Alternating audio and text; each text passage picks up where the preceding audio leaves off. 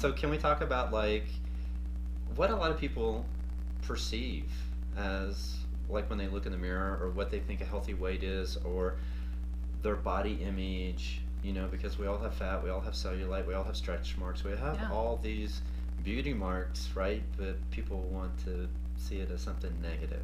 Right. So we live in this toxic diet culture that tells us that being fat is wrong. So fat phobia is very prevalent, and it's been internalized in all of us since a very young age, because we hear all these messages from each other, but like the media and when I was young, kids all the time, you little fat slob pig or whatever. The fat kid always got picked on the most. It's an insult. Yeah, they always got picked on the most. And I think in the medical community too, it's really prevalent to have this tie as far as like a bigger body equals worse in a lot of capacities. But the reality is that a lot of times that research that they are like pointing to is skewed in some way, or it's been funded by someone who benefits from the results, or the other research that is showing more weight neutral paradigms is not being shown and not being showcased.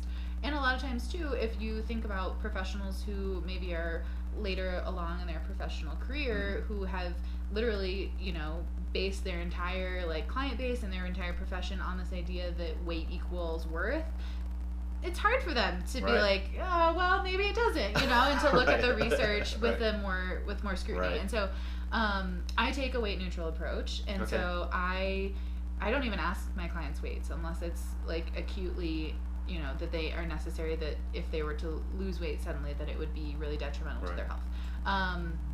And like, I believe that all bodies are good bodies, and I genuinely believe that. I don't think that weight is an indicator of your health in almost any instances, like as a sole indicator, because there are so many other variables that we can look at, like how are your genetics? If you have diseases, how's your management going? How's your medication? How's your mental health? Like your nutrition and movement for sure. But you know, there's like so many other things that I can ask you about and care about you as an entire human being.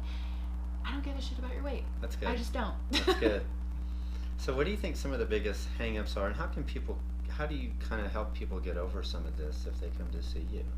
Like, if I'm so focused on my weight, Karlee, I've gained 15 pounds. I know you tell me this, but then I go look in the mirror and I go hop on the scale. Right.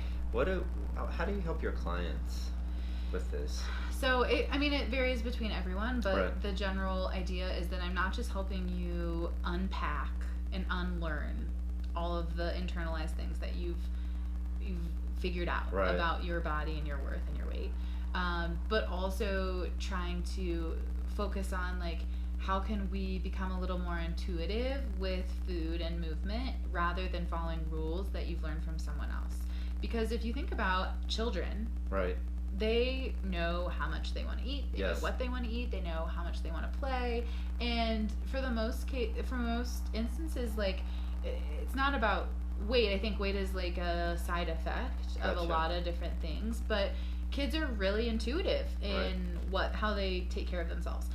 And then it's along the way as we come into adulthood that we learn being a certain size and shape is wrong. Image, or like eating certain things or moving a certain way is wrong. And so there's like all these rules and guidelines that have been set for us, when it's really something that each of us need to figure out on our own. Awesome. What do you think, as I guess my other question is, because isn't there like a dating and something like you do? What is this? Dating without disordered eating. Yeah. Let's talk about that. Okay, perfect. I love this topic. So there's a bunch of research that connects eating disorder behaviors or disordered eating behaviors and how they show up in other areas of your life, such as dating or romantic relationships. So I had known a little bit about this research, as far as there's kind of some ties between those who have struggled with anorexia might also restrict in like sex or their exploration of pleasure in general. And there's also some research saying that those with like binge eating disorder or bulimia have a tendency to maybe like have more partners, or just kind of, they might have like more binge-like interactions. And so I hadn't really thought about this at all. It came up several months ago. I was talking to my therapist. I was like, I think I'm ready to like get back into dating, and I have this idea that I either like don't go on any dates and I don't like have any dating apps or anything, or I have like 5 dating apps, you know? And she was like, it's all or nothing. And she was like, have you noticed that, you know, your views on how dating should go are similar to restrict and binge cycle? And I was like, wow, yeah, mind blown. No, I had to notice that. And so that was really for me when it kind of started, and I decided to pursue dating, and it was really just interesting, like, all the different people that I had gone on dates with as far as, like, how their disordered behaviors might show up and their views on bodies and food and movement. And also it was a really tangible example of boundaries for myself. Like, hey, I noticed this thing that you said about yourself and your body that I don't think is very kind. And I'm going to say something because it's triggering to me. And also I don't think you should talk to yourself that way. And it was like, okay, we can have a conversation about this. Great. Oh, we can't have a conversation with this? I don't think we should continue seeing each other. You know, or like, just kind of, it came up in several different ways like that, where it was, I don't expect that everyone is like in the same place as me as far as like being an intuitive eater, but I also expect that if you want to continue using my time and energy and spending time with me, that we are able to have a conversation about it. And if, you know, you're unable to at least like stop talking about those behaviors, if not engaging in them, then, you know, that's kind of the end of life. So you just realized this recently? Yeah, like in the last 6 months. Yeah, so since you moved here. And so I guess that's kind of exciting. Yeah, it really was. I mean, you know, it's like empowering, liberating. I know we talk about our therapist sessions a lot. Yeah. Right? And I really believe in therapy, and then I believe that a lot of people should do therapy, and I think that would really help a lot of people in America, you know, with a lot of the aspects. What is your take on therapy? I think everybody needs to go. Right. You know, it has such a stigma around mental health in general, and I feel like a lot of people's idea about therapy is that you have to have something wrong with you in order to go.